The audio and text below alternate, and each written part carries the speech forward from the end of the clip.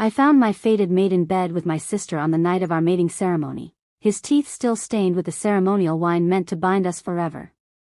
The bottle slipped from my fingers. Red wine spread across the marble floor like blood, and for a heartbeat, I couldn't move. Couldn't breathe. Couldn't think past the tangle of limbs on the Alpha's ceremonial bed, the bed where Damien and I were supposed to complete our bond in an hour. Sarah. Damien's voice held no shame. He didn't even scramble to cover himself. Just shifted slightly, putting himself between me and my sister like he was already protecting her instead of me. Lissa sat up slowly, deliberately. Her dark hair tumbled over her bare shoulders, and her lips curved into something that wasn't quite a smile. "You're early." 2 words. That's all she gave me. Like I'd interrupted a business meeting instead of walking in on her sleeping with my mate.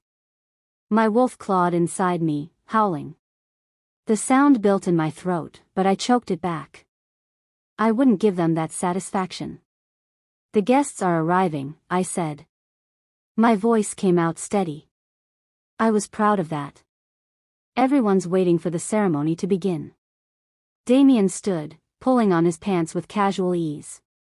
The ceremonial markings I'd painted on his chest this morning, the symbols of fidelity and eternal bond, smeared across his skin like a cruel joke.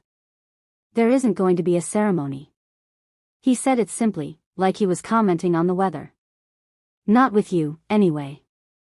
The mate bond hummed between us, incomplete but present. It had been there since we turned 18 3 months ago, that golden thread that said mine, forever, destiny. Now it felt like a noose. What? The word barely made it past my lips. Lissa rose from the bed, wrapping herself in the silk robe that had been meant for me. The robe our mother wore at her mating ceremony.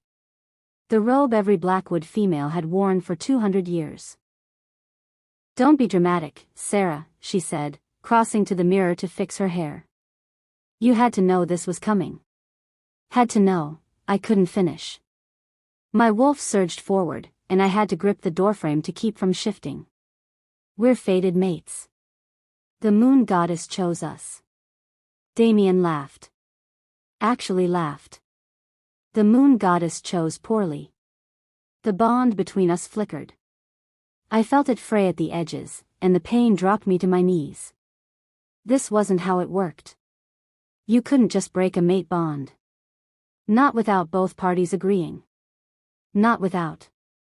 "I reject you, Sarah Blackwood." Damien's voice rang with alpha command, even though he was only a beta. "I reject our bond. I reject our future.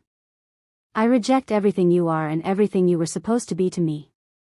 Each word was a knife. My wolf screamed, and this time I couldn't stop the sound from escaping. It tore from my throat, half human sob, half animal howl. "Damien, please. He doesn't want you." Lissa appeared beside him, threading her arm through his. "He never did. He wanted access to the Alpha family. You were just convenient." I stared at her. My little sister. The girl I'd protected from bullies, helped through her first shift, taught to hunt. The girl I'd loved more than anyone except our parents.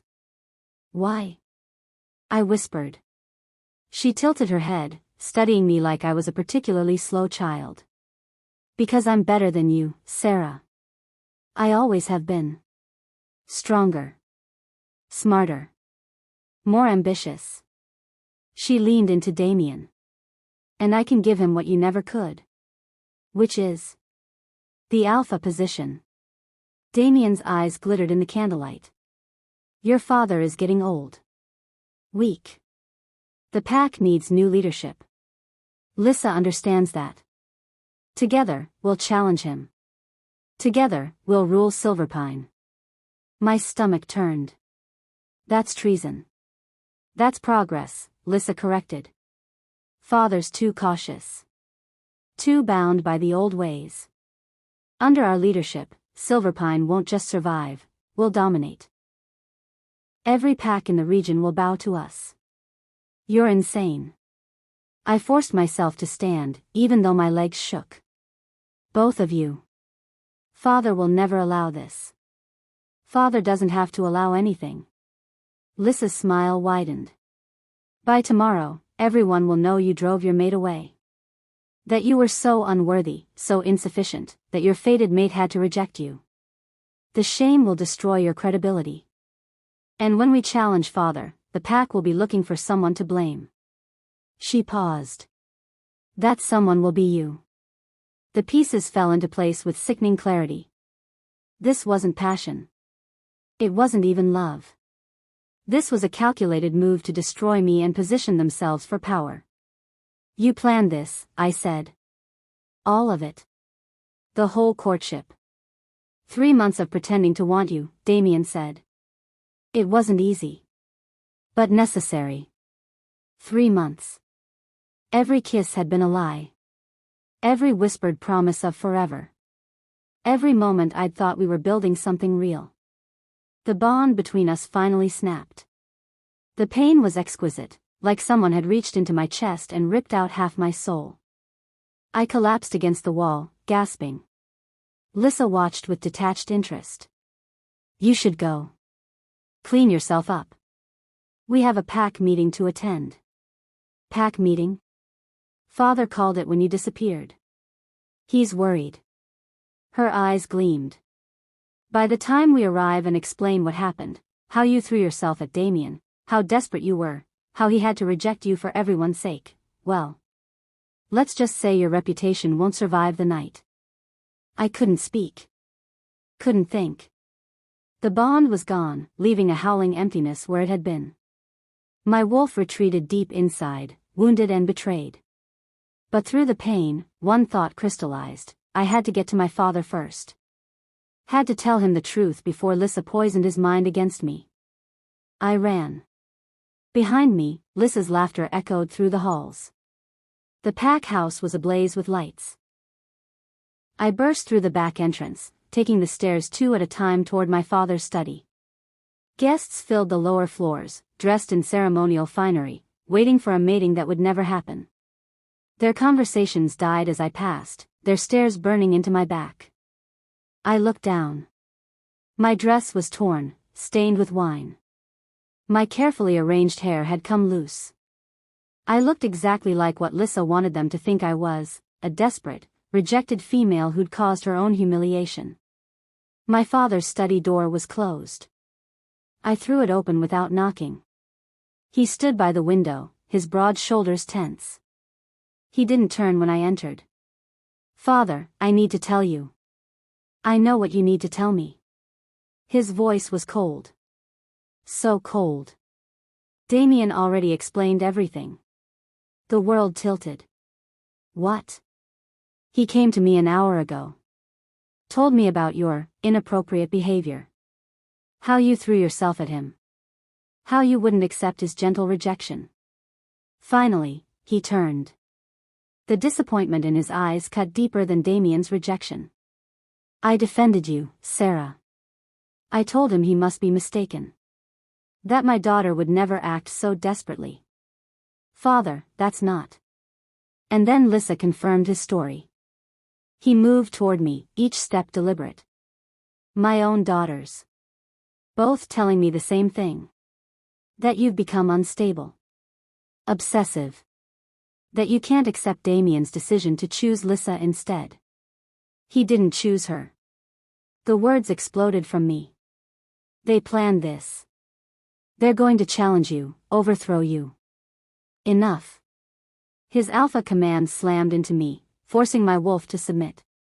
I dropped to the floor, trembling. I will not hear you slander your sister because you're jealous. I'm not lying. You've embarrassed this family. Embarrassed yourself. Embarrassed our pack. He towered over me, and I saw something in his face I'd never seen before when he looked at me, disgust. Perhaps if you'd been stronger, more worthy, your mate wouldn't have sought comfort elsewhere. Each word was a blow. My own father. The man who'd taught me to hunt, to fight, to lead. He believed them over me. I want you out of this house. His voice dropped to barely above a whisper. Tonight. Pack your things and go. When you've learned to control yourself, when you can face this pack without shame, perhaps you can return. But not before. Father, please. Get out. The command forced me to my feet, forced me toward the door.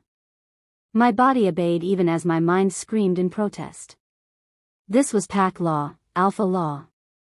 I couldn't refuse a direct order from my alpha. I stumbled into the hallway. Pack members lined the walls, watching. They'd heard everything. Lissa stood at the top of the stairs, Damien beside her, both wearing expressions of false concern. Poor Sarah, Lissa called out, loud enough for everyone to hear. Don't worry, sister. We'll take care of everything while you're away. I ran again. Down the stairs, through the crowd, out into the night. Behind me, I heard my father announce the ceremony's cancellation.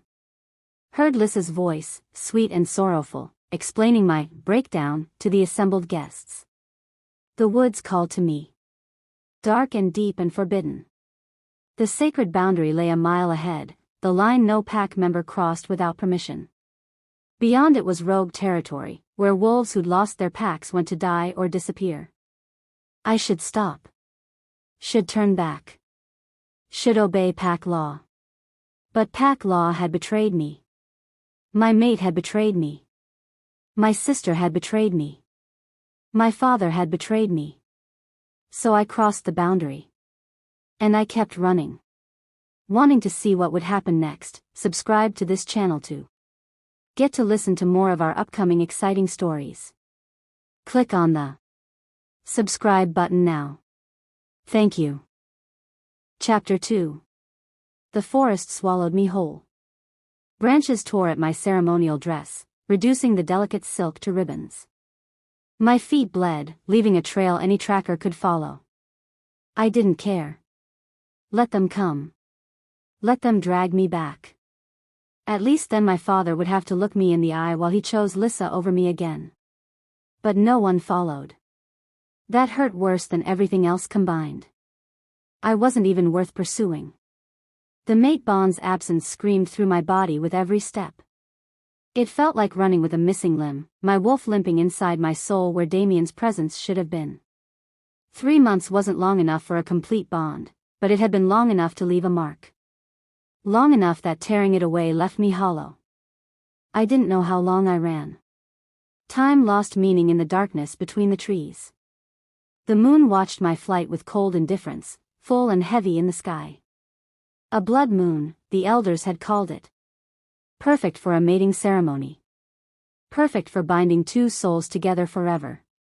I laughed. The sound came out broken, more sob than humor. The boundary marker appeared suddenly, a cairn of white stones stacked 10 feet high, with pack territory warnings carved into every surface. I'd seen it before on patrol runs with my father, back when he trusted me to help protect our borders. Back when I was the Alpha's promising daughter instead of the family embarrassment.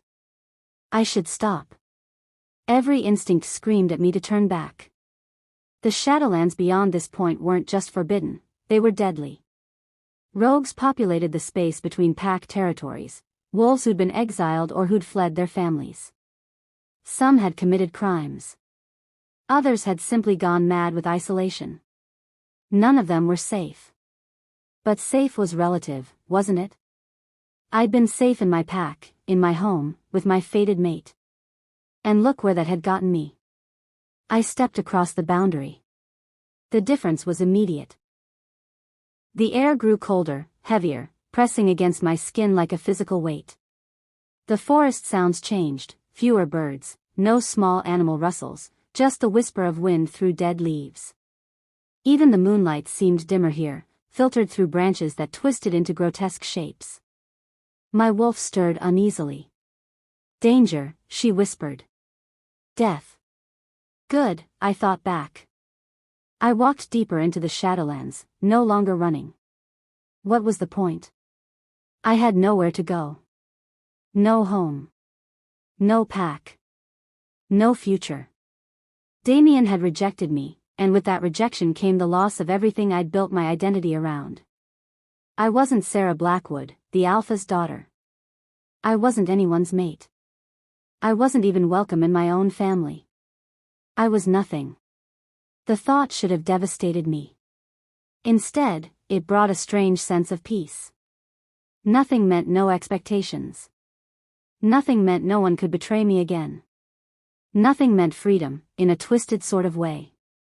My legs finally gave out near a stream. I collapsed on the bank, the ceremonial dress pooling around me like a burial shroud. The water ran black in the moonlight, and I could see my reflection on its surface, hair wild, eyes red from crying, the mate mark on my neck that Damien had started but never finished. Just a slight silvering of the skin where his teeth had pressed during our courtship. A promise that would never be fulfilled. I wanted it gone. Wanted every trace of him burned from my body. The rage came suddenly, overwhelming the grief. I clawed at my neck, trying to scratch the mark away. My nails drew blood, but the silvering remained, mocking me. A permanent reminder of my stupidity. My weakness. My failure to see what everyone else apparently had, that I wasn't good enough. That won't work. The voice came from everywhere and nowhere. I spun, my wolf surging forward in self-preservation. But I saw nothing except shadows between the trees. Mate marks don't scar off. The voice moved, circling me. They're soul deep. The only way to erase one is to replace it. Show yourself. My command came out stronger than I expected. Maybe I had some dignity left after all. A laugh, low and dark. Aggressive. I like that. Then he stepped from the shadows, and my wolf went absolutely still.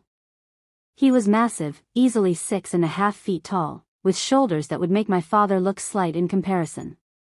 Black hair fell past his shoulders, shot through with silver streaks that caught the moonlight. Scars covered every visible inch of skin, his arms, his neck, one particularly vicious one that bisected his left eyebrow. He wore only torn pants, and his chest bore enough marks to tell a story of dozens of battles. But his eyes. God, his eyes. They glowed gold in the darkness, bright and predatory and completely, utterly inhuman. No wolf's eyes. My voice broke. I'm not anyone's daughter anymore. Something flickered in those gold eyes. Not quite sympathy, but recognition. Like he understood loss. Rejected, he said. Not a question. I nodded, not trusting my voice. By your fated mate. Again, not a question. He could probably smell Damien on me still, could see the incomplete mark. Fool. He's not. I stopped. Why was I defending Damien? Yes. He rejected me. For my sister. They're planning to overthrow my father, and when I tried to warn him, he threw me out instead. Kale studied me for a long moment. So you came here to die? No. Maybe. I don't know. I wrapped my arms around myself, suddenly freezing. I came here because I had nowhere else to go. Honest. He stood, and I had to crane my neck to maintain eye contact. Most wolves would have lied. Made up some noble reason for crossing the boundary. But you? You admit you're running away. What else should I do? The words burst from me. Go back and watch them destroy my father. Watch my sister take my place. Pretend I'm fine while everyone whispers about how pathetic I am. I laughed bitterly. No. I'd rather take my chances with the infamous monster of the Shadowlands. Careful what you wish for, little wolf. He moved faster than should be possible. One moment he was across the stream, the next he was directly in front of me, his hand catching my chin and tilting my face up to his. His thumb traced my incomplete mate mark, and I gasped at the sensation, not pain, but something electric that shot straight through my nervous system. This is what you want gone, he said. Yes. The word came out breathless. And you understand that replacing a mate mark is permanent? That there's no going back once it's done? I met those glowing gold eyes. I understand. Do you? His grip tightened slightly. A mark from me won't be like whatever soft courtship you had with your beta. It won't be gentle. It won't be civilized. And it will bind you to a rogue, to someone with no pack, no status, no future. You'll be choosing exile. Permanently. Good. Let me be exiled. Let me be cut off from everyone who'd betrayed me. Let me burn every bridge and salt the earth behind me. I don't care. I grabbed his wrist, holding his hand against my face. I want him gone. I want every trace of him erased from my body, my soul, my memory. My voice cracked. I want to forget. Kale went very still. You're asking me to mark you. I'm begging you to mark me. You don't beg, little wolf. His other hand came up to cup my face, and I felt the barely leashed power in him. You demand. You rage. You're not some broken thing asking for mercy. You're a survivor deciding to remake herself. So don't beg. Tell me what you want. Something in his words resonated deep in my chest. He was right. I wasn't broken, I was betrayed. There was a difference. Broken things stayed down. Betrayed things got back up swinging. I straightened, meeting his eyes without flinching. Mark me. Replace Damien's claim with yours. Make me forget I ever belonged to anyone else. A slow smile spread across Kale's scarred face. It should have been terrifying. Instead, it made something in my stomach flutter. That's better. He leaned down, his breath warm against my ear. But you should know, I don't do anything halfway. If I mark you, it won't be a simple replacement. It will be a blood bond. Unbreakable. Unseverable. The kind that links souls, not just bodies. I don't care. You will. His lips brushed my ear. Blood bonds are permanent, little wolf. Death itself can't break them. And they work both ways. You'll feel everything I feel. My rage. My darkness. All the reasons I'm called a monster. He pulled back enough to look at me. Last chance to run. I could. Should. This was insane. I knew nothing about this man except his reputation for violence. Marking him would tie me to him forever, would make me as much an outcast as he was. But staying meant going back. Meant watching Lissa and Damien destroy everything. Meant living with the knowledge that my own father blamed me for my sister's betrayal. At least with Kale, I'd have agency. Choice. Power. Do it, I said. His eyes flared brighter. As you wish. He struck fast, his teeth sinking into my neck exactly where Damien's incomplete mark sat. The pain was instantaneous and exquisite, not the gentle pressure of a courtship bite, but a claiming that went straight to the bone. I screamed, my wolf surging forward, meeting his power with her own. And then the pain transformed. Heat flooded through me, burning away the hollow ache where Damien's bond had been. But this wasn't a simple replacement. This was an inferno. Power poured into me from Kale, more than I'd ever felt from anyone. It crashed through my defenses, my wolf, my very soul, and I felt him, his rage at a world that had wronged him, his loneliness from years of isolation, his strength that came from surviving when he should have died. But underneath all that darkness was something else. Something noble. Something that resonated with truth and justice and an unwavering code of honor. This wasn't a monster. This was a king. The realization hit me at the same moment his power sealed the bond. I gasped, my hands clutching his shoulders as my legs gave out. He caught me easily, lifting me into his arms as the world spun. What? I couldn't form complete thoughts. The bond hummed between us, so much stronger than anything I'd felt with Damien. What are you? Exactly what you asked for, he murmured against my hair. Your mate. Your partner. Your choice. He carried me deeper into the forest, to a cabin I hadn't seen in my flight. It was crude but solid, hidden in a clearing that the moonlight barely touched. He laid me on a bed of furs, and I felt the bonds settle into place, locking us together with finality. "Sleep," he commanded softly. "The marking takes time to complete. You'll be weak until dawn. Don't leave." The words escaped before I could stop them. His expression softened almost imperceptibly. "I won't. I'm here."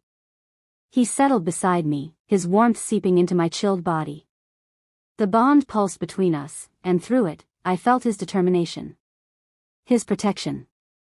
His absolute certainty that I was now his to guard. "Mine," the bond whispered. "Pack. Home. Safe." I should be terrified. Should be questioning every choice that led me here.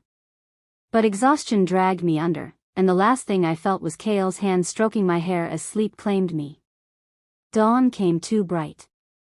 I woke slowly, awareness creeping in piece by piece. Warmth surrounded me. Arms held me close. A heartbeat thrummed steadily beneath my ear. The events of the previous night crashed back with brutal clarity. Damien. Lissa. My father. The exile. The marking. Cale. I opened my eyes and found myself wrapped in his arms, my head pillowed on his chest. In the morning light streaming through the cabin's single window, I could see him more clearly. The scars that covered his body told stories of battles won and lost. The silver in his hair wasn't age but something else, something that matched the unnatural gold of his eyes.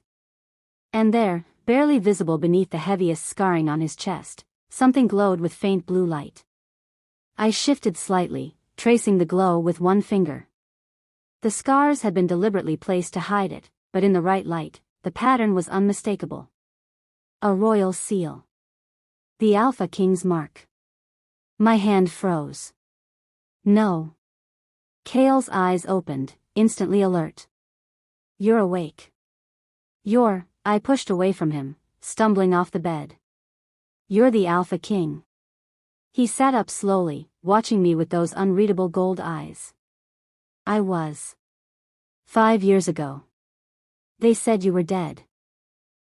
The entire kingdom mourned. There were ceremonies, memorials, my voice rose. "Everyone thinks you died in the war with the Eastern Pax.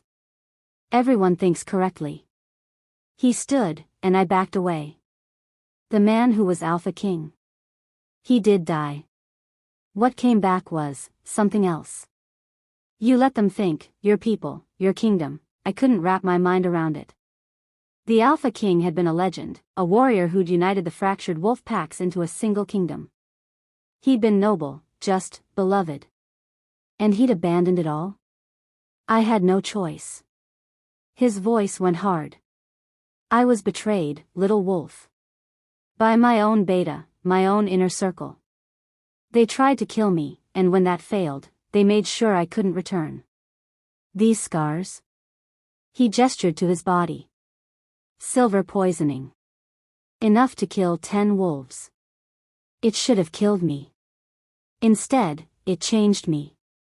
Made me into something that can't rule, can't even be around normal wolves without them feeling the wrongness in me." I looked at him, really looked. At the power that barely held itself in check. At the way shadows seemed to cling to him even in daylight. At eyes that glowed with more than just wolf nature. "The blood bond," I whispered. "You warned me about your darkness. And you chose it anyway." He moved closer, and this time I didn't back away. "You chose exile with a monster over obedience with your pack. That makes you either very brave or very stupid. Maybe both." A hint of a smile touched his lips. "Maybe." The bond between us pulsed, and I felt his emotions through it, caution, protectiveness, and underneath it all, a bone-deep loneliness that echoed my own. I'd marked myself to a fallen king. To a man presumed dead, who'd been poisoned and scarred and changed into something the wolf world couldn't accept. I'd tied my soul to his, permanently and irrevocably, in a moment of pain-driven impulse. I should be terrified. Instead, I felt the first stirring of something else. Something that might, eventually, become hope. So what now? I asked. Kale studied me for a long moment. Then he held out his hand. Now we survive. Together. I looked at his scarred palm, at the blue glow of his royal seal peeking through the damage. At the man who'd been a king and chose to become a rogue rather than rule as a monster.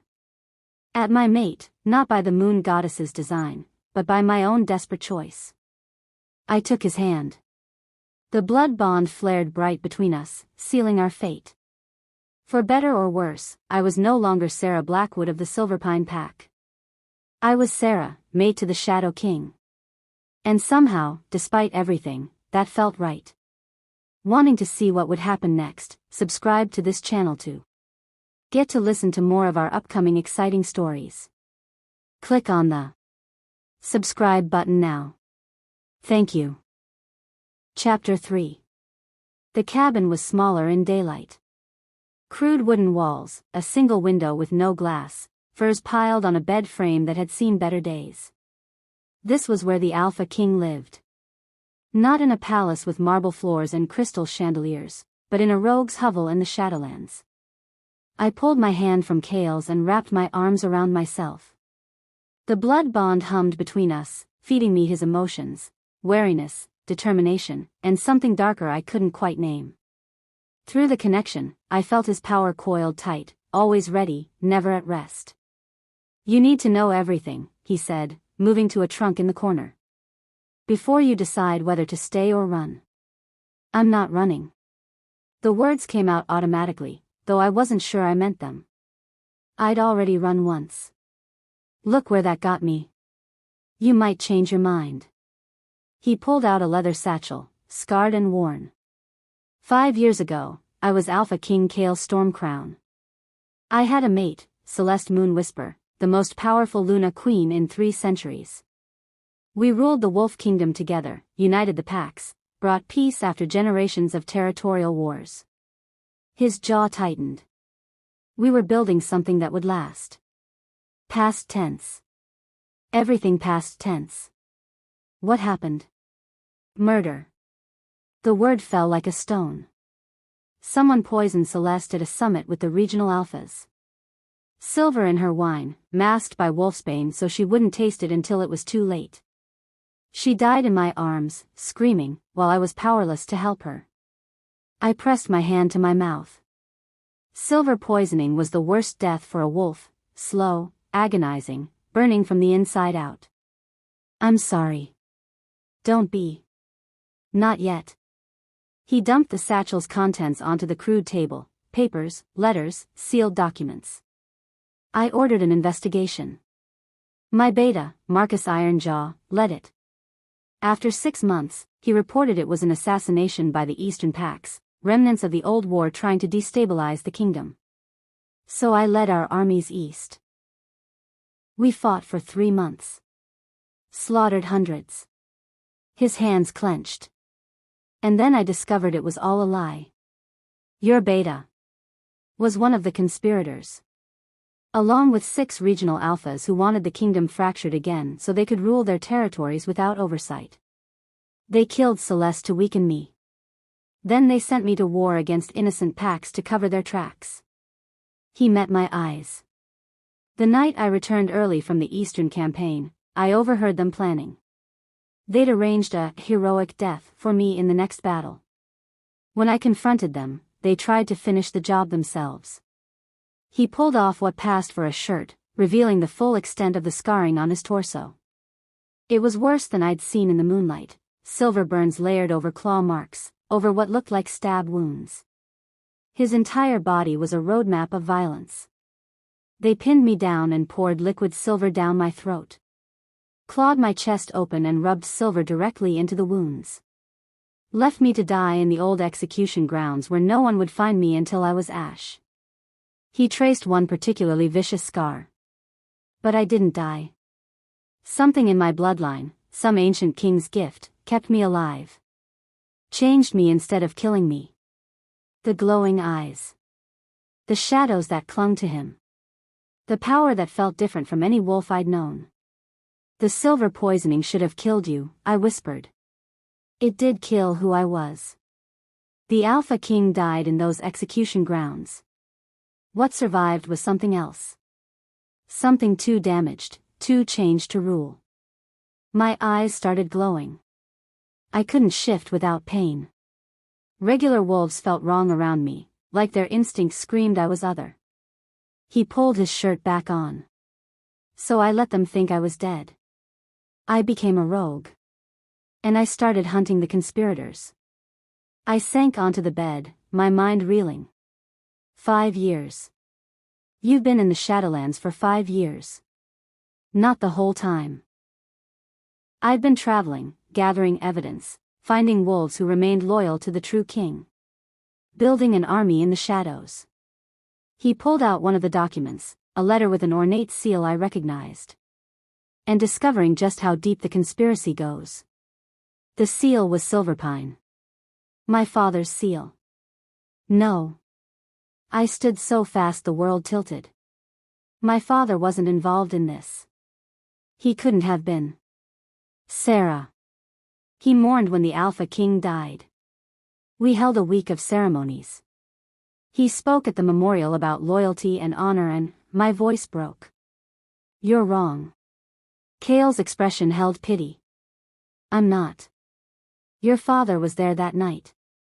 He was one of the 6 who held me down while they poisoned me. Liar.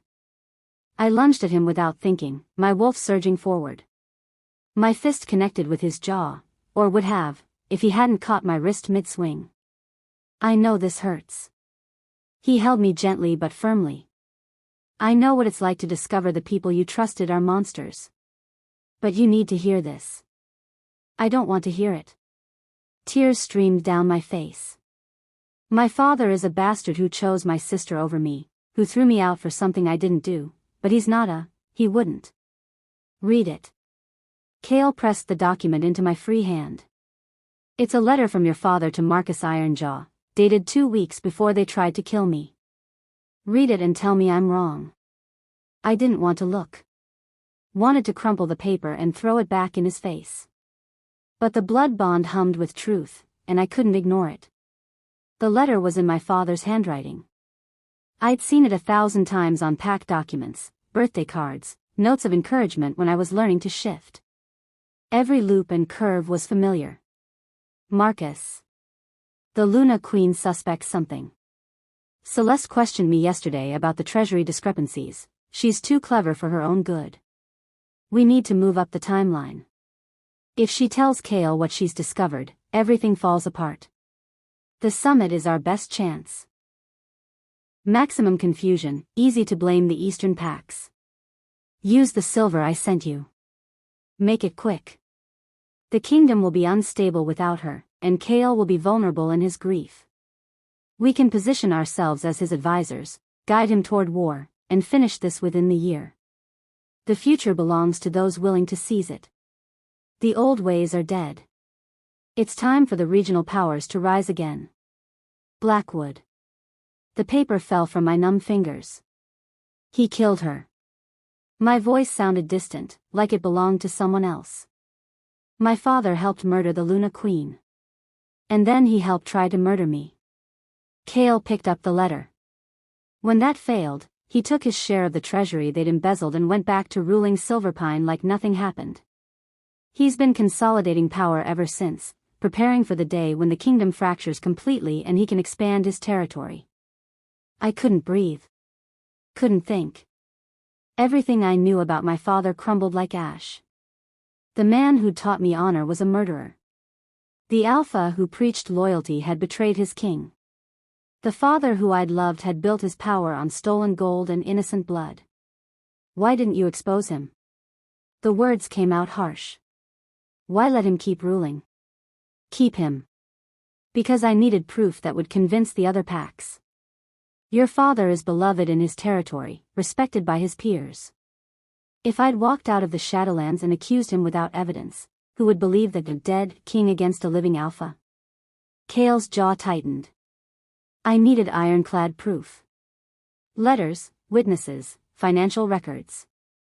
I needed enough evidence that when I finally returned, no one could deny the truth. And do you have it? Almost. I have 4 of the 6 conspirators documented. Your father and Marcus Ironjaw are the last 2 I'm gathering evidence on. He studied me. Or I did, until you stumbled into my territory and bound yourself to me. The blood bond. The mark that made me his mate. What does that have to do with anything? Everything. Kale moved to the window, staring out at the forest. When I reclaim my throne, and I will reclaim it, you'll be at my side as Luna Queen. That's what a blood bond means. You're not just my mate, Sarah. You're my partner in power. My equal. My queen. Luna Queen. The title echoed in my head like a death knell. I don't want to be queen. I didn't ask for this. You asked me to mark you. To bond with you. This is what that means. He turned back to face me. And it makes you a target. The conspirators can't allow a new Luna Queen to rise. Not when she could help me expose them. Not when. He stopped, studying me with those unsettling gold eyes. You really don't know, do you? Know what? What runs in your bloodline? What your father has kept hidden from you your entire life? Kale moved closer. Sarah, the Blackwood line descends from the old Luna Queens. The original ones, before the titles became ceremonial. Your female ancestors had power, real power. The ability to strengthen their mates, to heal, to bind packs together through sheer force of will. I stared at him. That's a myth. Luna Queens haven't had power in centuries. Because the bloodlines were diluted. Scattered. Lost. His hand came up to my face, and I felt energy pulse between us. But every few generations, a daughter is born with the dormant ability. Your great-grandmother had it. Your grandmother didn't. Your mother didn't. But you, his thumb traced my cheekbone. I can feel it in you. Sleeping, waiting for the right trigger to wake it up. You're insane. Am I? Then explain how you survived breaking a mate bond with Damien. Most wolves die from that kind of severing, or go mad from the pain. You walked away and bonded with me hours later. His eyes glowed brighter. Explain how you can feel my emotions through our bond when that usually takes months to develop. Explain how marking you felt different than anything I've ever experienced, like you didn't just accept my power but magnified it. I backed away from him, my heart racing. No. I'm not, I don't have any special power. I'm just the reason Damien pursued you in the first place. Kale's words stopped me cold. The reason Lissa wanted him to reject you specifically. The reason your father is probably tearing apart the forest right now trying to find you. What are you talking about? Think about it. Damien didn't need to court you to get close to the Alpha bloodline, he was already your father's beta. He could have seduced Lissa from the start if that's all he wanted. Kale pulled out another document. But he didn't. He pursued you for 3 months. Long enough to start a mate bond. Long enough to begin the marking process. He held up the paper, a page from an ancient text, the writing barely legible. Because the old texts say that a Luna Queen's power awakens fully when she completes a mate bond with an alpha. Any alpha. Horror crawled up my spine. Damien wanted to use you. Once your power awakened through your bond with him, he'd have access to it. Luna Queen abilities flow through mate bonds, you'd have made him unstoppable. Strong enough to overthrow your father. Strong enough to challenge any alpha in the kingdom. Kale's expression darkened. But then he discovered Lissa also carries dormant Luna Queen blood. She's your sister, she has the same potential. And she's more ambitious, more willing to help him seize power. So he chose her instead. But the bond, they haven't completed it. The ceremony was supposed to be last night, I stopped. Oh God. They completed it this morning. I have scouts watching your pack's territory. The mating ceremony happened at dawn, witnessed by your father and the pack elders. Kale's jaw tightened. Which means in a few weeks, when the bond fully settles, Lissa's power will awaken. And Damien will have exactly what he wanted, a Luna Queen's abilities at his disposal. The room spun. Everything made horrible, perfect sense. Damien's sudden interest in me. The 3-month courtship that kept me close but never quite sealed the bond. His cold rejection when Lissa offered him something better. My father's willingness to believe their lies, because he needed Lissa's power awakened and under his control, not mine. They're going to use her to complete the coup, I whispered. They're going to try. Kael's hand found mine, the blood bond pulsing between us. But they made a mistake. They let you escape. They let you bond with me. And now you carry Luna Queen power tied to the true Alpha King, not some ambitious beta pretender. I looked up at him. You want to use me too? No. The word was firm. I want to offer you a choice. The same choice I'm giving myself every day I stay in these shadows instead of charging into your father's territory and ripping his throat out. What choice? Run or fight? He squeezed my hand. I can get you to human lands. I have contacts, safe houses, money hidden away. You can disappear, live a normal life far from wolf politics and conspiracies. Your power will never awaken without a completed bond, so you'll be safe from anyone trying to use you. His eyes glowed. Or you can stay. Help me gather the last pieces of evidence. Help me expose the conspirators. Help me reclaim my throne and bring justice for everyone they've hurt. His voice dropped. Help me make sure your sister and Damien never get to complete their coup. Run or fight. Safety or vengeance. A quiet life or a war.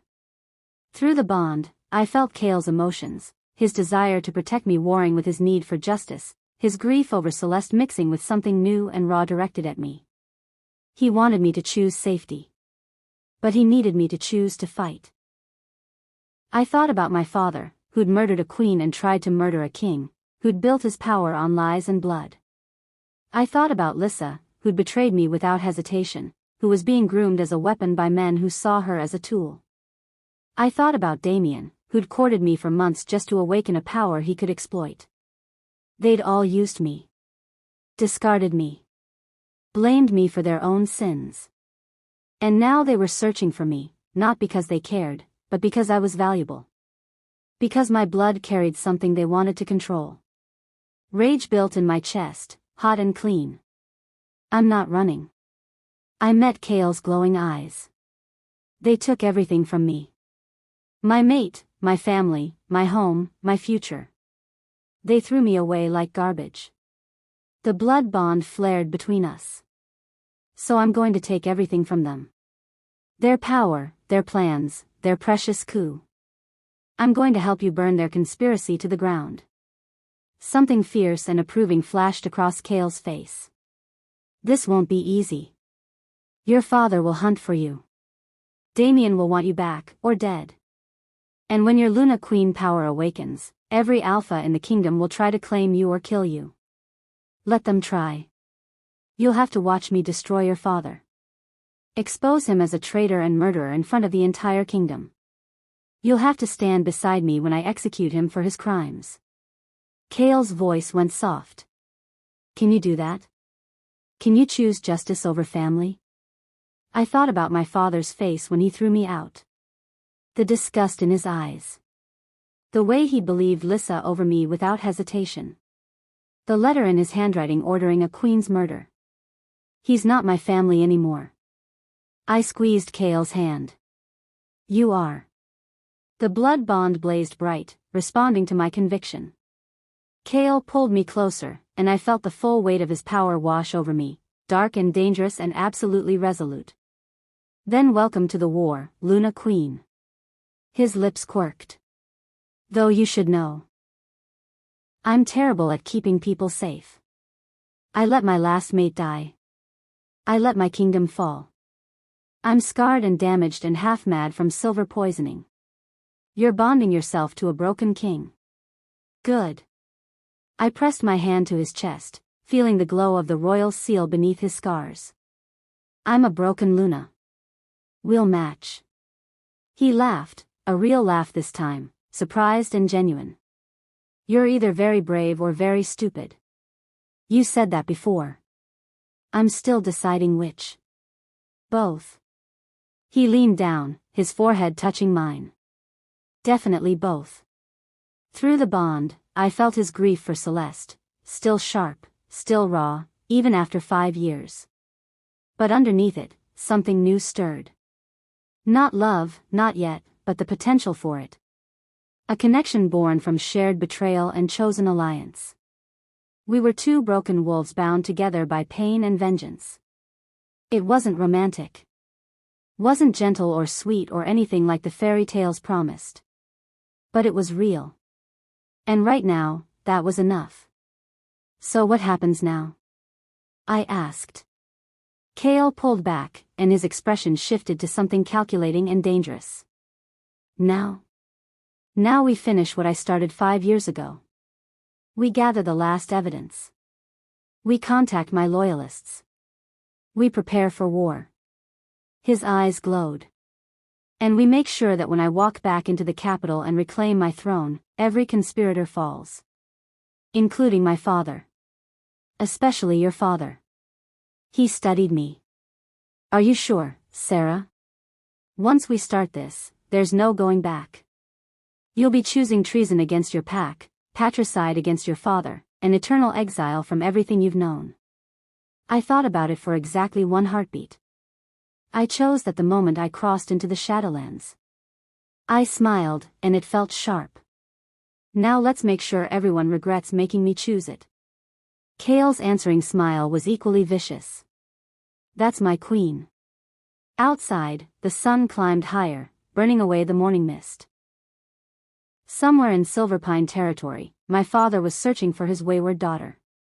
Somewhere in the Alpha's manor, Lissa was celebrating her new mate bond, unaware that she was being used as a weapon. And here in the Shadowlands, the dead king plotted his resurrection. The war was coming. And I was ready to burn everything down. If you're still listening to this story up to this point, why don't you subscribe to this channel to continue getting impactful daily stories like this? We would be most grateful if you can do that to help boost this video to reach everyone. Thank you. Chapter 4. The rebel camp was nothing like I expected. Hidden in a ravine 3 miles deep into the Shadowlands, it housed over 200 wolves, rogues, exiles, and pack members who'd fled when they discovered the truth about their alphas. They lived in a mix of tents and crude shelters, training in clearings and surviving on hunted game. They were Chaol's army, and they were waiting for their king to return. I felt their stares from the moment we arrived. Suspicious. Hostile. I was the daughter of a conspirator, the sister of a traitor's mate, and I'd somehow bonded myself to their lost king. Trust would have to be earned. Ignore them, Chaol murmured as we walked through the camp. They'll come around. Or they'll slit my throat in my sleep. That too. He squeezed my hand. Try not to die. It would complicate things. Despite everything, I almost smiled. Chaol's tent was larger than the others, positioned at the camp's heart. Inside, maps covered every surface, territories marked, conspiracy connections drawn in red ink, notes scrawled in the margins. This was his war room, his obsession made visible. We have 3 weeks, he said, pointing to a calendar marked with X's. The kingdom's Grand Council meets in 3 weeks. All the regional alphas will be there, including your father. If I can present evidence then, in front of the entire assembly, they can't deny it. They can't protect the conspirators. And if they try? His smile was cold. Then we take the kingdom by force. A knock interrupted us. The tent flap opened, and a massive man entered, nearly as tall as Chaol, with copper hair tied back and a scar that ran from temple to jaw.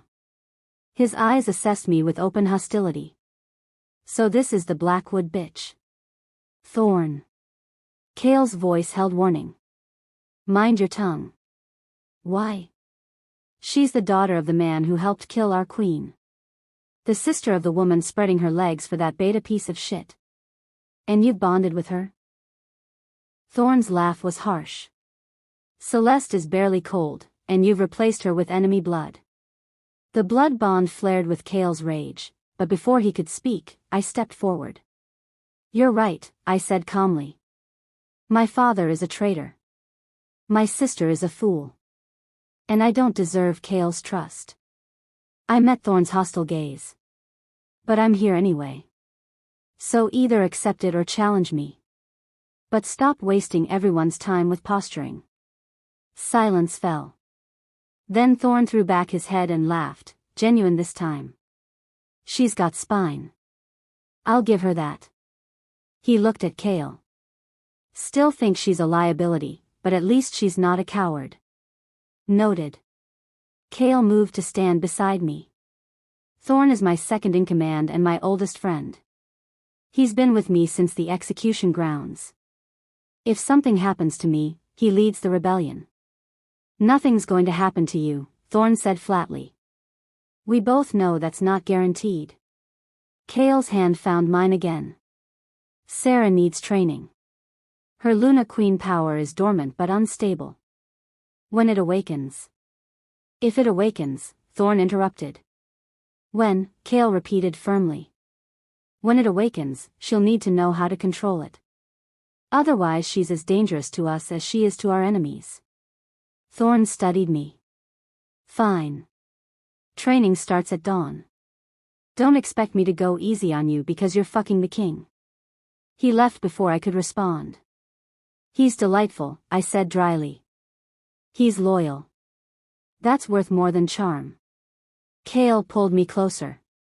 Get some rest. Tomorrow's going to be brutal. He was right.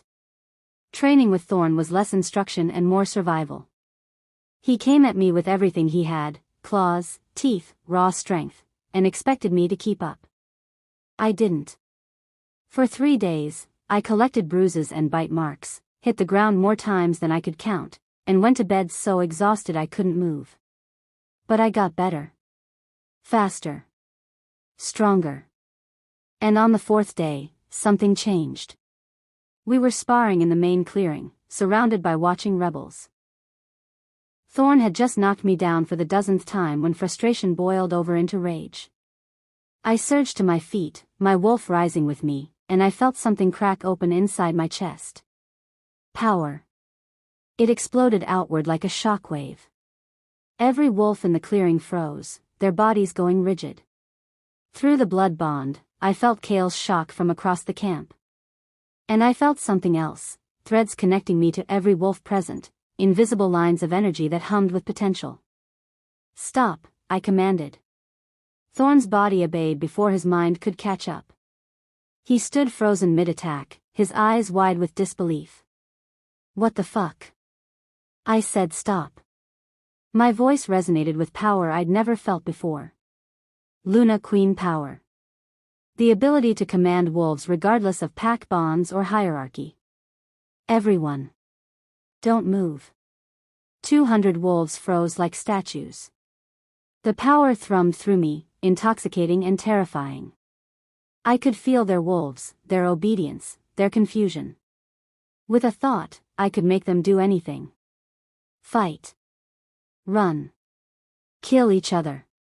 The realization horrified me. I released them immediately, and the camp erupted into chaos. Cale appeared at my side, his hands gripping my shoulders. Breathe. Just breathe. I couldn't finish. But you didn't. He pulled me against his chest. You controlled it. Release them. That's what matters. She's awakened. Thorn's voice held a mix of awe and fear. The dormant Luna Queen power. It's active. Wolves gathered around us, staring. Some looked amazed. Others looked terrified. All of them looked at me differently than they had moments before. Back to your duties, Cale commanded. The camp slowly dispersed, though I felt their eyes on me. Come on. We need to test this properly. He led me away from the main camp to a private clearing. Try it again. Deliberately this time. I don't know how. Yes, you do. The power recognized a moment of need and responded. Now you need to learn to call it consciously. He stepped back. Command me. What? Use your Luna Queen voice. Make me do something. His eyes glowed. Don't worry. I'm strong enough to resist if you push too hard. I wasn't sure about that, but I tried anyway. Reaching for that crack inside me, that well of power that had opened during the fight. It came easier this time, rising to my call. Kneel, I said. Kale's body dropped to one knee before he could stop it. His eyes widened, then narrowed. Again. We practiced for hours. I learned to modulate the power, to command without overwhelming. I learned that stronger wolves could resist if they tried, but it took effort. I learned that the power worked through eye contact, through voice, through sheer force of will. And I learned that it came with a price. By sunset, I was exhausted in a way that had nothing to do with physical exertion. The power drained me, left me hollow and shaking. That's normal, Kale assured me as he carried me back to the tent. Luna Queen power draws from your life force. You'll build stamina, but you'll never be able to use it indefinitely. Good to know I can't accidentally enslave an entire kingdom. There's that. He laid me on the bed of furs. Rest. Tomorrow we'll work on the other aspect. There's more. His expression turned grave. Luna Queen power has two sides. Command and fire. You've awakened the first. The second usually follows within days. Silver fire. The rarest Luna Queen gift, one that appeared once every 1,000 years. Fire that could burn through anything, even other wolves. I was too tired to worry about it. Sleep pulled me under, and I dreamed of flames. The fire came on the 6th day. I was practicing command with a group of volunteers when my hands suddenly ignited. Silver flames danced across my palms, cold instead of hot, humming with the same power as my voice. The wolves scattered. Only Kale remained, watching with those glowing gold eyes. Don't panic, he said calmly. Direct it somewhere. Release it. I flung my hands toward a boulder at the clearing's edge. Silver fire shot from my palms, engulfing the stone. It didn't burn, it unmade. The boulder simply ceased to exist, dissolved into ash in seconds. The flames winked out, and I stared at my unmarked hands. Holy shit. Agreed. Kale moved closer. That's significantly more powerful than the historical account suggested. Is that good or bad? Both. He took my hands, examining them. It means you're the strongest Luna Queen in recorded history. It also means every alpha in the kingdom will want to either control you or kill you. Too late for the controlling part. His lips quirked. True. You've made your choice clear. The blood bond pulsed warmly between us.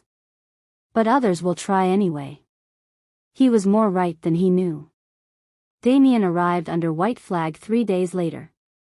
I was in the war tent with Kale and Thorn when scouts reported a lone wolf approaching the camp's perimeter. Beta rank, carrying the traditional white cloth of peaceful intent. It's a trap, Thorn said immediately. Obviously. Kale studied the map. But we need to know what they're planning. Sarah, stay here.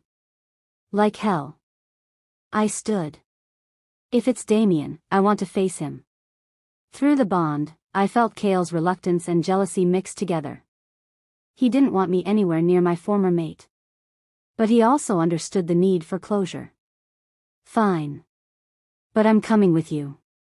We met Damien at the camp's edge. He stood alone, the white flag tied to a stick planted in the ground. He looked different than I remembered, harder, with new scars on his arms and shadows under his eyes. The mate bond that had connected us was gone, severed when he rejected me, but looking at him still hurt in a distant, phantom limb sort of way. Sarah. His voice held warmth I didn't trust. Thank God you're alive. I've been searching for you everywhere. Have you? My tone stayed flat. I made a mistake. He took a step forward. Cale growled low, and Damien stopped. Rejecting you was the worst decision of my life. The bond, I can still feel it, Sarah. Pieces of it. It's calling me back to you. Lies. I could smell them, could see the calculation behind his eyes. But underneath the disgust, something in my chest twisted. Residual bond feelings, phantom echoes of what we'd started to build. I hated it. You rejected me, I said. The bond is broken. Not completely. Not if we don't want it to be. His eyes pleaded. Come back with me. We can fix this. Start over. I'll reject Lissa, You're lying. Cale's voice cut through Damien's performance. You completed your bond with Lissa. I have scouts who watched the ceremony. You can't reject her without killing yourself. Damien's mask slipped for just a moment, revealing cold calculation underneath. Then I'll die trying. Sarah is my fated mate. The moon goddess chose us. Whatever I did with Lissa was exactly what you wanted. I stepped forward, and silver fire flickered around my fingers. Damien's eyes widened. You wanted access to Luna Queen power. You got it. Now you want more. Want me back under your control so you can have both of us. Two sources of power instead of one. That's not. Don't. The fire spread up my arms. Don't insult me by lying. I know what I am now. What my bloodline carries. And I know that's all you ever wanted from me. Damien's expression shifted, the false warmth evaporating. Fine. You want truth? Here it is, you're wasted on this broken rogue. He jerked his chin toward Cale. He's a dead king playing at rebellion. He'll never reclaim his throne. He'll get you killed, and your power will die with you. His eyes hardened. Come with me now, and I'll make you a queen of a kingdom that actually exists. Stay with him, and you're choosing a ghost over a future. Cale moved faster than thought. One moment he was beside me, the next he had Damien pinned against a tree, claws at his throat. Give me one reason not to kill you right now. Because I'm here under white flag, Damien choked out. Kill me, and you violate sacred wolf law. Your rebels will question your honor. Your enemies will use it against you. I don't care. Cale's claws pressed deeper. You're a traitor, a liar, and a coward. The world will be better without you. Blood ran down Damien's neck.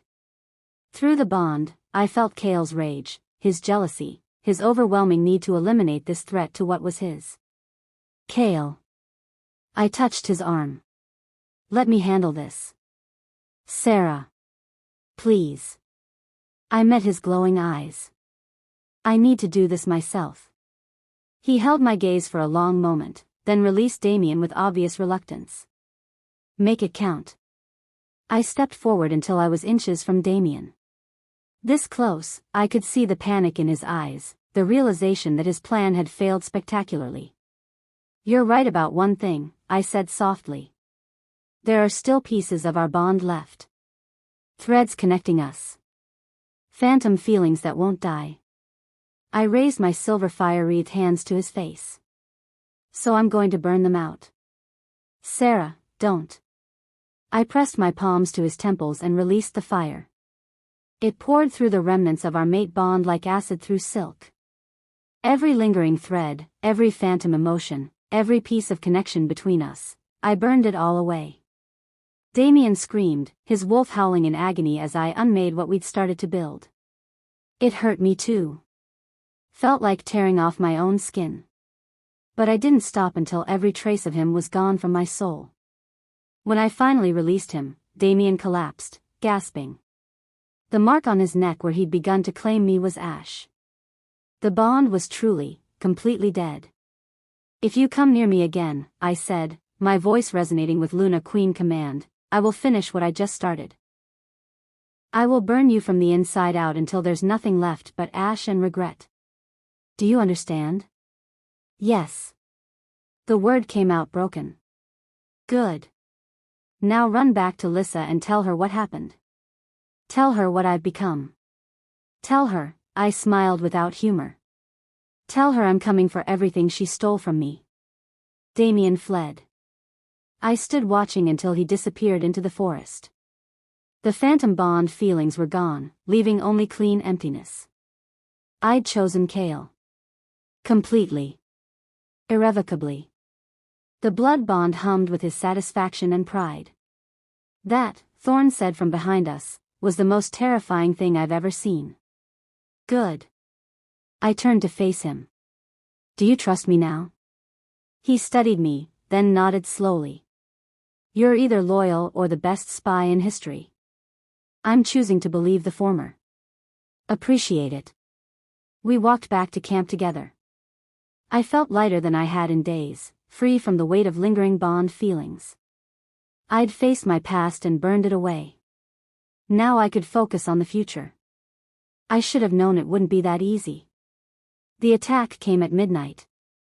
I woke to Kale's hand over my mouth and his voice urgent in my ear. Don't make a sound. We're surrounded. Through the blood bond, I felt his battle readiness, his fear for me. I nodded, and he removed his hand. Outside, the camp was chaos.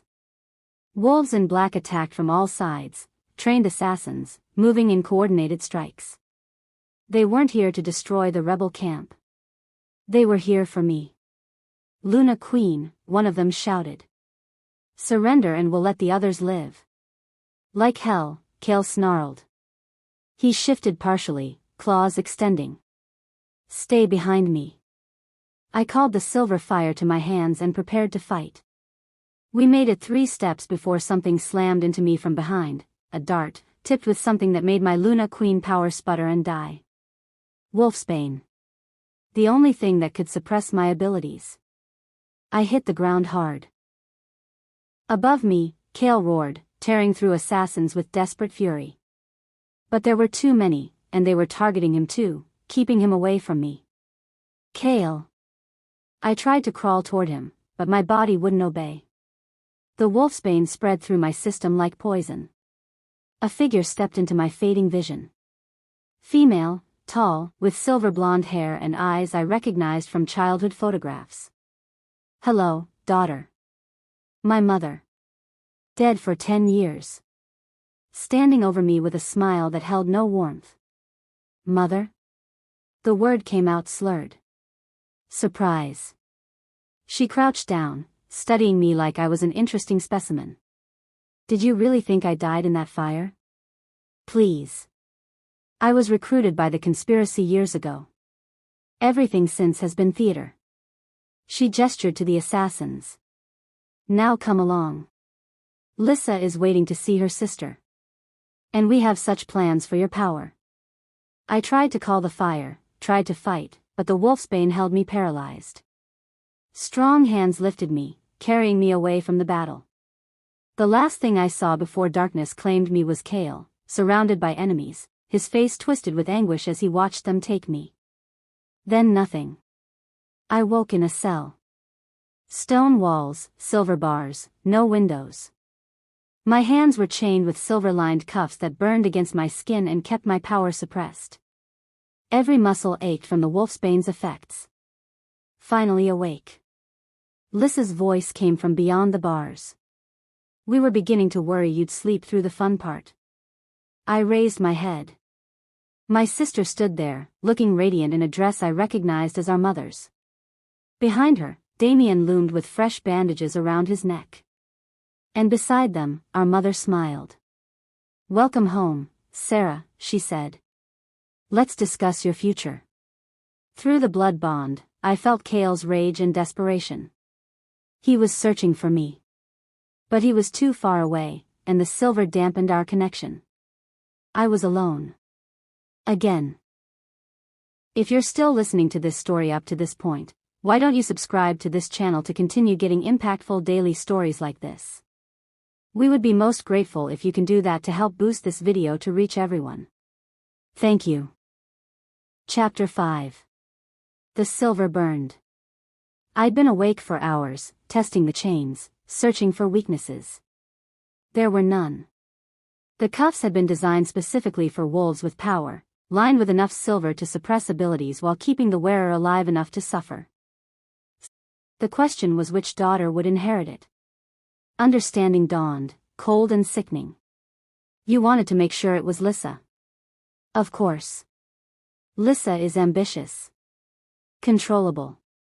She understands that power is meant to be used, not hidden away or wasted on concepts like honor and justice. My mother's expression hardened. You, on the other hand, were always too much like your father. Soft. Idealistic. You would have squandered the gift. So you faked your death and then what? Watched us from the shadows. I joined the conspiracy. Your father had already been recruited by Marcus Ironjaw. He wanted regional power, wanted to break free from the Alpha King's oversight. I saw opportunity. She set down her teacup. I pushed your father deeper into the conspiracy while I worked behind the scenes to ensure Lissa would be the one to awaken the Luna Queen power. By pairing me with Damien. The pieces fell into horrible place. You knew he'd court me to awaken my power. You were counting on it. Exactly. But I also knew Damien was ambitious and corruptible. So I approached Lissa separately, taught her to be everything you weren't, seductive, ruthless, willing to do whatever it took to win. When the time was right, I arranged for her to seduce Damien away from you. She smiled. Your heartbreak was unfortunate but necessary. Why not just kill me? The words came out bitter. Because I wasn't sure which daughter carried the dominant bloodline. You both had potential. I needed to see whose power awakened first and strongest. Her eyes narrowed. I expected it to be Lissa, with Damien as her mate. Instead, you bonded with the presumed dead Alpha King and awakened power that hasn't been seen in 1,000 years. She stood, approaching the bars. So now I need to correct my mistake. Your power needs to be transferred to Lissa, where it belongs. You can't transfer Luna Queen power. It's bound to bloodline and mate bond. Normally, no. But there are older magics. Darker rituals. She gestured, and two figures emerged from the shadows at the top of the stairs, Lissa and Damien. With the right sacrifice, the right ceremony, power can be extracted from one vessel and implanted in another. It will kill you, of course. But Lissa will gain everything you've awakened, plus her own dormant abilities. She'll become the most powerful Luna Queen in history. Lissa descended the stairs, her face unreadable. She wore ceremonial robes I recognized from ancient texts, the kind used in blood rituals. Sister. Her voice held no emotion. I'd say I'm sorry, but we both know I'm not. This is insane. I pulled against the chains. You're going to murder me for power you might not even be able to control? Oh, I'll control it. Lissa crouched outside the bars, meeting my eyes. Unlike you, I'm not conflicted about what needs to be done. The weak Alpha King system failed. Regional powers are rising. Whoever controls the strongest Luna Queen will rule the Wolf Kingdom. She smiled. And that will be me. Damien remained silent on the stairs, but I saw the calculation in his eyes. He was already planning how to use Lissa's enhanced power for his own ends. My mother produced a key, unlocking the cell door. The ritual takes 3 hours. We'll need to prepare you. She stepped inside, and I felt the blood bond surge with Kale's sudden proximity. He was close. Very close. I just needed to survive long enough for him to arrive. They dragged me to the ceremonial chamber, a room deep beneath the pack house that I'd never seen before. Candles lined the walls, casting dancing shadows across ancient symbols carved into the stone. A circle had been drawn in the center, marked with silver dust that made my skin crawl. They chained me in the circle's heart, silver shackles on my wrists and ankles. The metal burned, but I bit back screams. I wouldn't give them the satisfaction. My mother began preparing the ritual components. Herbs, bowls of blood, ceremonial knives. Lissa stood to one side, watching with detached interest. Damien guarded the door. This would be easier if you cooperated, my mother said, grinding herbs with a mortar and pestle. The extraction is painful regardless, but struggling makes it worse. Then I'll struggle. She sighed. Stubborn. Like your father. She mixed the ground herbs with blood, mine, taken when I was unconscious. Did you know he still doesn't understand his role in all this? He thinks he's serving his own ambitions, but he's been dancing to my tune for 20 years. Every decision, every move toward power, I planted those seeds and watched them grow. He helped murder the Luna Queen. He helped remove an obstacle.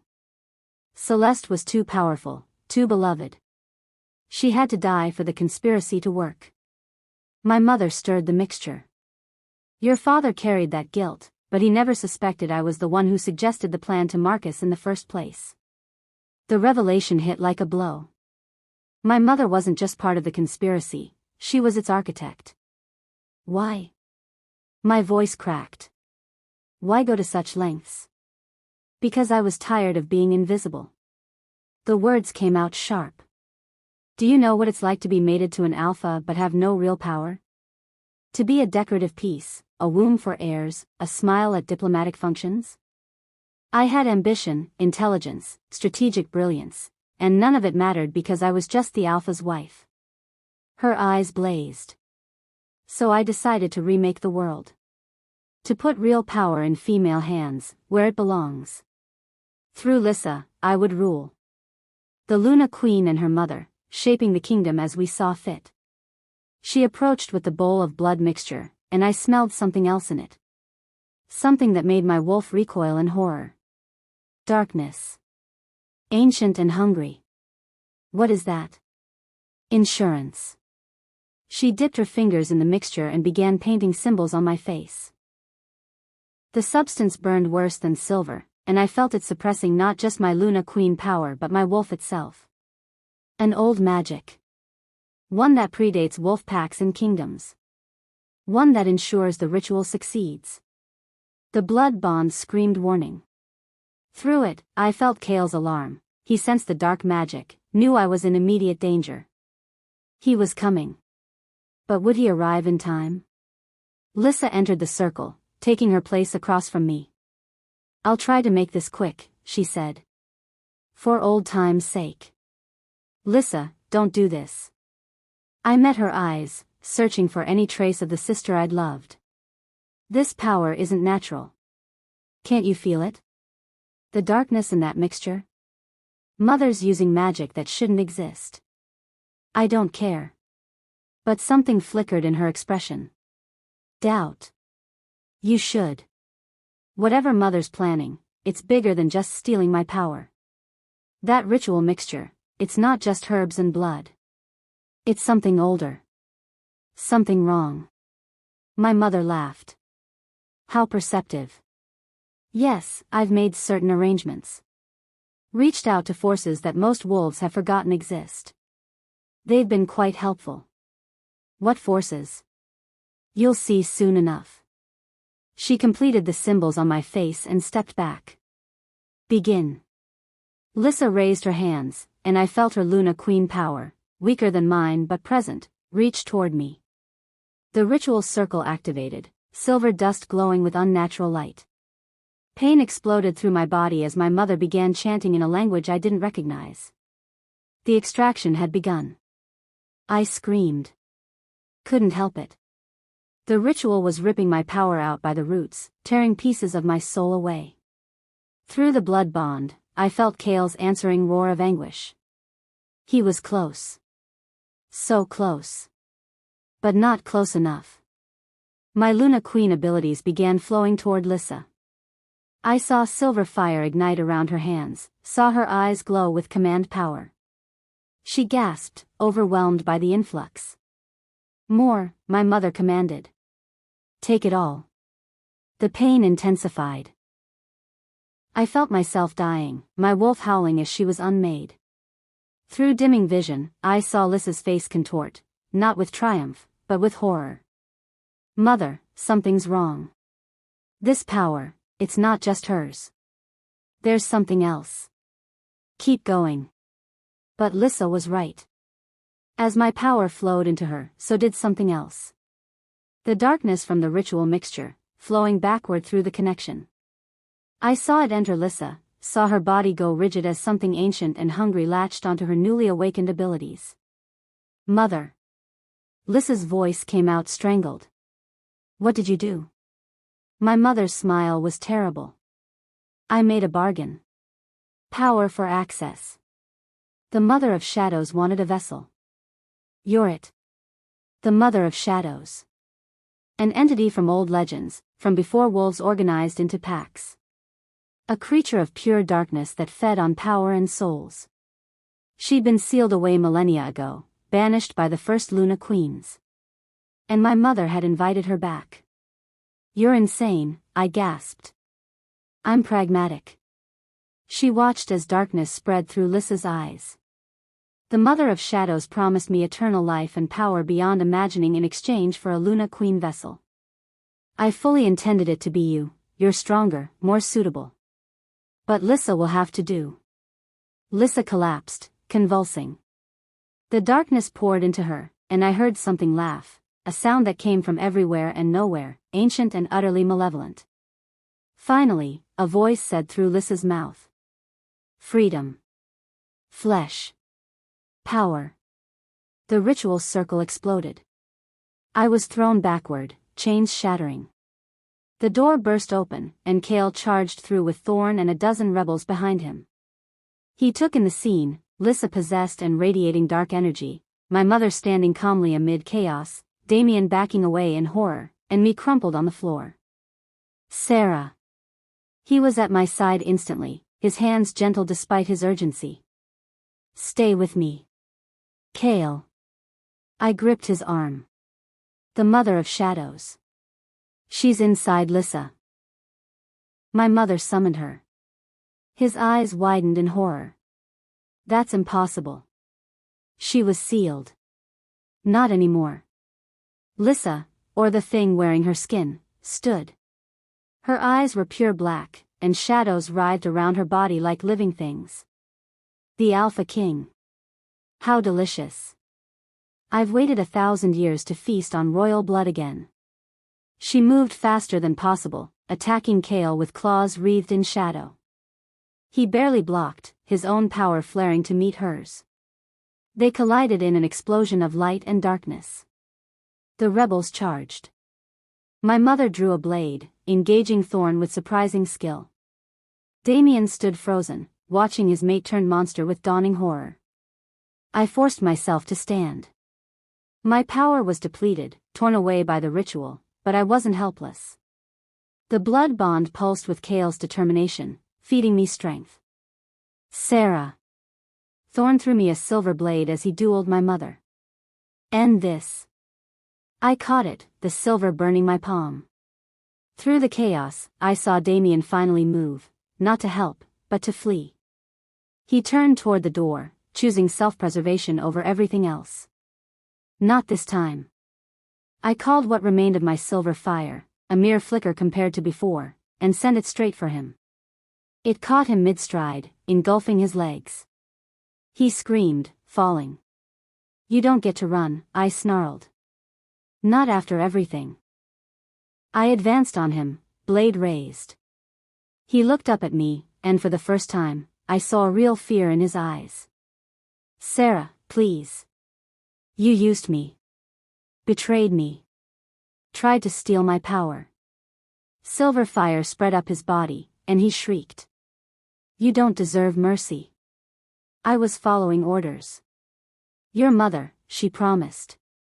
I don't care. I drove the blade into his heart. The silver fire consumed him from within, burning hotter and brighter until there was nothing left but ash. Burn. His screams cut off. The ash scattered. Damien was gone. Across the room, Kale struggled against the possessed Lissa. She was stronger than any normal wolf, fueled by the Mother of Shadows' ancient power. Her claws opened wounds across his chest, his arms. The blood bond screamed with his pain. I ran toward them, but my mother intercepted me. Her blade flashed, and I barely blocked with my own. "You killed your mate," she said, almost conversationally. "How does it feel?" "He wasn't my mate." "Not really."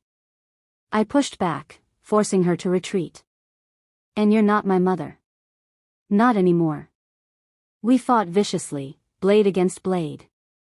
She was trained, far more than I'd known, but I was younger, faster, and fueled by rage. I saw openings, took them. My blade found her shoulder, her thigh. "You were supposed to be the good daughter," she gasped. "The obedient one. I was supposed to be a tool. A vessel for your ambitions." I swept her legs, sending her to the ground. "I'm neither." I raised my blade for the killing blow, but hesitated. This was my mother. The woman who'd raised me, who'd comforted me through nightmares, who'd taught me to be strong. The woman who'd orchestrated everything to steal my power and feed my sister to a demon. "Do it," she whispered. Blood ran from her mouth. "You don't have the strength to." Thorn's blade took her head. I spun to find him standing behind her body, his expression grim. "You hesitated. Queens can't afford hesitation." He met my eyes. "She would have killed you the moment you lowered your guard." "I know." My voice came out hollow. "Then accept my service, Luna Queen." He knelt, blood-slicked blade across his knees. "I was wrong about you. You're exactly the queen we need." No time to process his words. Kale's roar of pain pulled my attention back to his fight with possessed Lissa. She had him pinned, her clawed hand pressed against his chest. Dark energy poured into him, and I felt through the bond how it burned, how it was killing him. "No." I ran, calling every scrap of power I had left. The silver fire came reluctantly, weak and flickering. It wouldn't be enough. Not against an ancient entity wearing my sister's skin. But maybe I didn't need power. Maybe I needed something else. "Lissa!" I shouted. "I know you're still in there. Fight her." The thing wearing her body laughed. "The vessel is mine. Her soul is trapped. Helpless." "Bullshit." I approached slowly, hands raised. "Lissa survived our mother's manipulation for years. She's stronger than you think. Strong enough to cage you just like the Luna Queens caged you before." A flicker of doubt in those black eyes. "Lissa, remember who you are." "Remember," I swallowed hard. "Remember when we were children and you had nightmares. I'd sneak into your room and tell you stories until you fell back asleep. Remember when you broke your leg during your first shift, and I carried you 3 miles back to the pack house. Remember," my voice cracked. "Remember that I loved you. Still love you, despite everything." "Lies," the mother of shadows hissed. But her grip on Kale loosened slightly. "Remember that our mother used us both. Manipulated us. Turned us against each other." I took another step. We could have been allies. Sisters. Instead, she made us enemies. Don't let her win, Lissa. Don't let this thing wearing your skin complete what Mother started. For a heartbeat, the blackness receded from Lissa's eyes. I saw my sister. Terrified, trapped, but fighting. "Sarah," she whispered. "I'm sorry. I'm so..." The darkness surged back. Enough. But Lissa had given me an opening. She'd weakened the Mother of Shadows' hold, just for a moment. It was enough. I lunged forward, pressing my hands to Lissa's chest. The last of my silver fire poured out, not to destroy, but to seal. To cage. I drew on the blood bond with Kale, pulling his remaining strength to supplement mine. Together, we wove a prison of silver fire around the darkness inside my sister. "You will not have her," I commanded, my Luna Queen voice resonating. "You will not have this world. Return to your prison. Return." The Mother of Shadows screamed, a sound that shattered windows and cracked stone. The darkness fought, but it was weakened from centuries of imprisonment, and my sister was fighting it from within. Slowly, inevitably, I forced it back. Down. Deep into a cage of silver fire that would hold it dormant. Not destroyed. I wasn't powerful enough for that. But contained.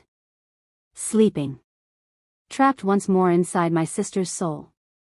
Lissa collapsed. I caught her, and we fell together. Through the blood bond, I felt Cale's relief mixed with his agony. He was badly wounded but alive.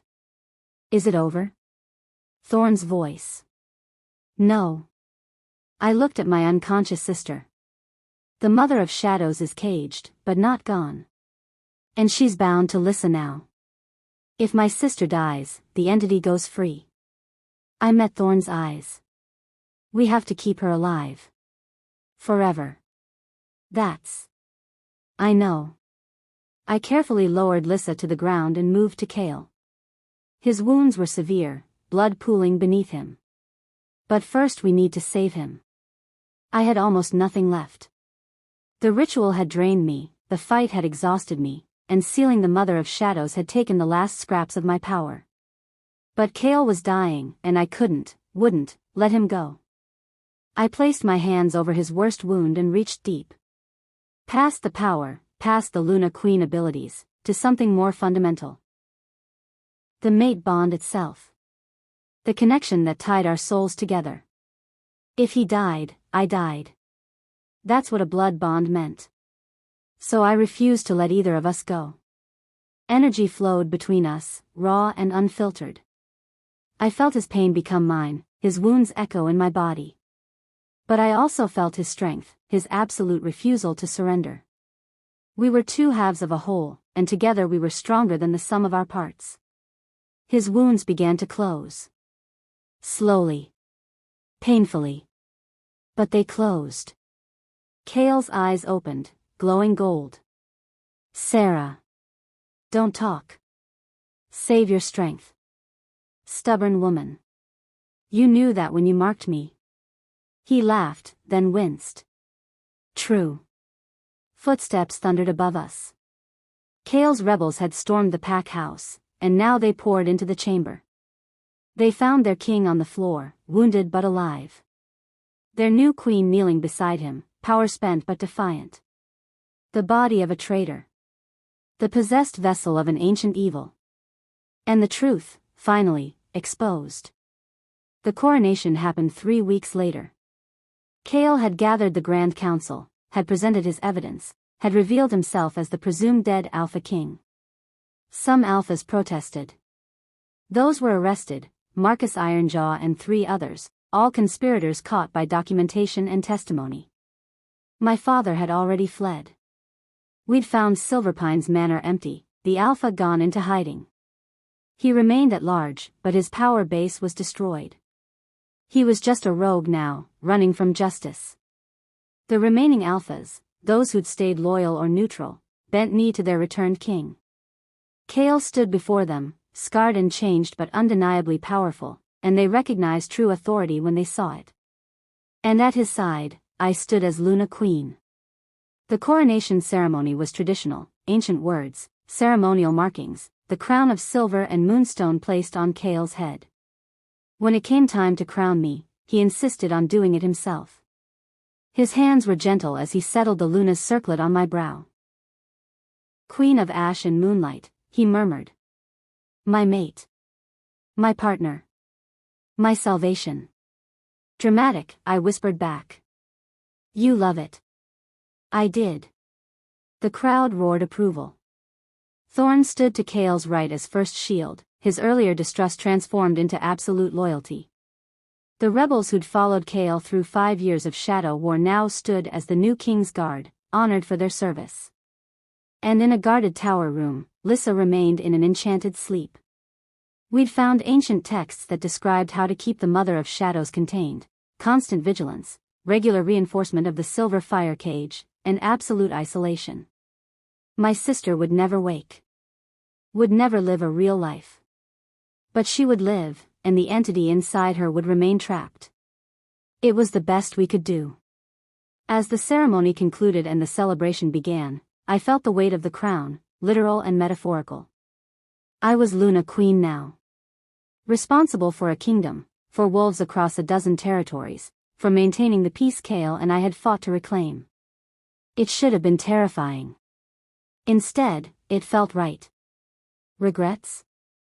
Kale asked as we stood on the balcony, watching our new subjects celebrate below.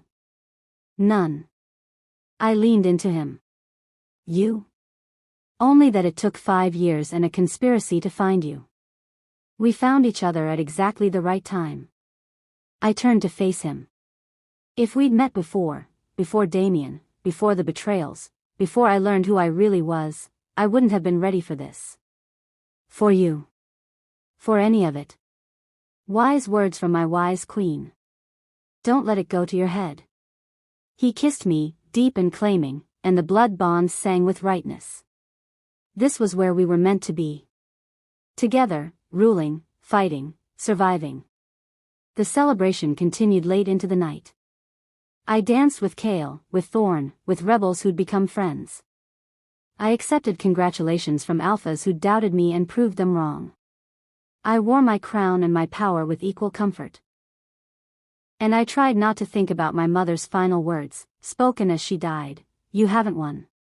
She's only sleeping.